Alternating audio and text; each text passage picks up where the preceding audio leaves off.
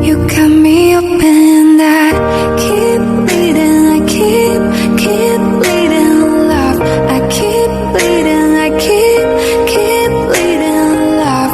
Keep bleeding, I keep bleeding. Good morning mga pangga. So umpisahan natin ang araw natin sa isang mainit na umaga guys. Kasi ako ay nagbilis-bilis na sa paglinis kasi ang tubig ay nagadula-dula ga. So ngayon ay nagbisi-bisihan tayo. Naglinis ako sa aming labas guys. Ang importante malinisan kung saan nagalabay-labay ga. Nagaagi-agi, anong agi-agi gas Tagalog man, nagdadaan ang aking amo pag magmaritisan sila ng kanyang tatay dyan. So kailangan malinis natin guys, no, kasi ang tubig ay nagadula-dula ang tubig guys, syempre tag-init dito guys, no. So nagadula-dula ang tubig natin. So bilis-bilisan ko talaga ng bonggang-bongga ang paglilinis ito kasi medyo maalikabok these past days. So kita nyo grabe ang dumi sa aming ang dumi sa aming harapan guys. So sa atin no linis-linis na mga magbinyag ba dito ang sahig ang ginabinyagan ang tiles kasi grabe ang dumi naun sa maning voice over ko ni nawala sayo na voice over ko nahubog parang lasing. So siya nag-aangin nyo voice over ka daw lasing ka. Ay nalang. So yun ang ating mabilisan na trabaho ngayong umaga kasi Lunes you know.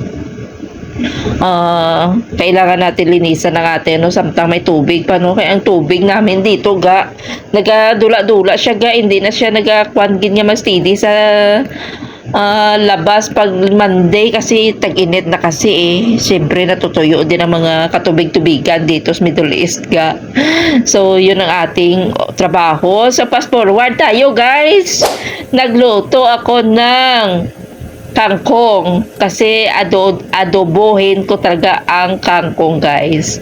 Na-miss ko mag-adobo ng kangkong kasi nung nag-day off ako, nagbili ako ng kangkong guys kasi cravings na naman natin no, simpleng cravings natin mag-adobo tayo ng kangkong. Mag-adobo tayo ng kangkong kasi wala naman tayong pera. Yan ang realidad ng OFW pag katapos ng sahuran wala nang pera matindi tatangkong so medyo kita social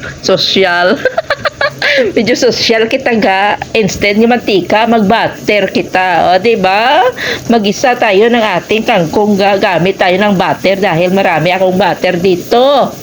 Ginmix ko na ang sibuyas at saka ahos kaya hindi mas na maginaway guro kong gisahon na sila dunga no.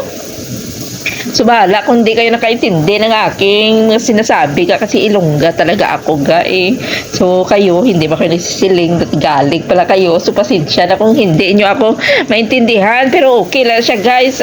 Importante yan mag-isa kita sa katon yung tangkong nagasiga-siga pa kalimutaw ikaw.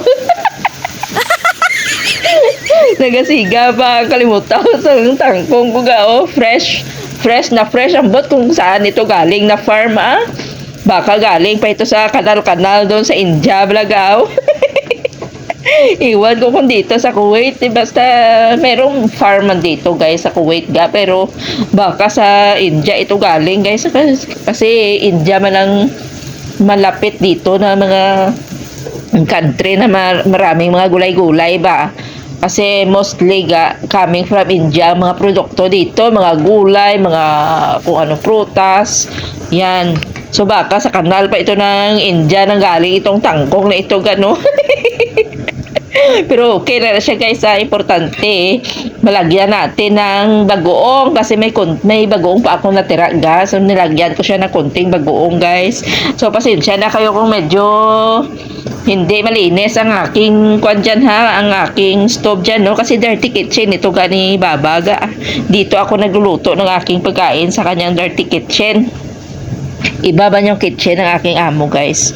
So dito ako yan nagluluto ga, oh, kasi libre ako dito makapagluto kung may bulad ako ga, may dried fish. Dito ako nagluluto sa aking kusina ga. Ako na ngayon ang nagmamayari ng kusinang ito kasi si Baba hindi na ugod-ugod na si Baba ga. Hindi na si Baba makahaluto ng kanyang pagkain. So ako na lang solo na gumagamit ng kusina niya dito, guys. So pag gusto ako kung anong lulutuin ko dyan, no, magluluto ba ako ng bulad, ay walang makapag ano sa akin ya.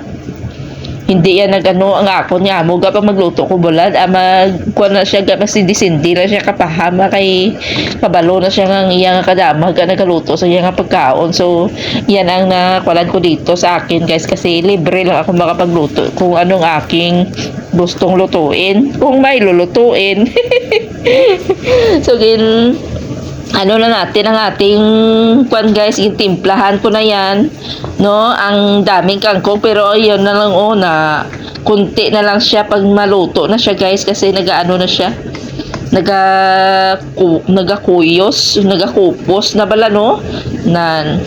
So craving satisfied na naman, no, kasi nakaluto tayo ng adobong kangkong. Ay na lang, pero mo gina yung realidad ya sa OFW, no? Pagkatapos ang sahuran nga mantiner na, pero okay na siya ga, kasi palagi man kami dito nagamanok-manok ga, no, halos matutubuan na kami gani ng mga balahibo dito ng pakpak siguro ga, kasi araw-araw murag palagi na lang manok, guys. Dami kong manok sa freezer ko ga, kaso lang hindi pa ako subong naganahan magluto ng chicken. So meron akong nabili na na chicken feet ga. So next day ko naman to, no, video ko naman ako magluto ako ng chicken feet, guys. So yun ang ating pinagkabalahan ngayong araw ga. Nabisi ako sa paglilinis sa labas, tapos ko linis ay pag break time ko ay dali-dali ako luto naman ito ng aking adobong kangkong. O diba? Ay naku, kasimple ang buhay ko drega. Ay amo na yung buhay, guys, kinanglan enjoyin, no, samtang naga-work kita yan, naga-enjoy kita sa atin nga ginagawa, no, kasi soon or one day, no, dito sa Kuwait, it will be my memories. O diba? Ay nung nasubuan man ko balakis aga mo sa luto ng ako nga tangkong ga.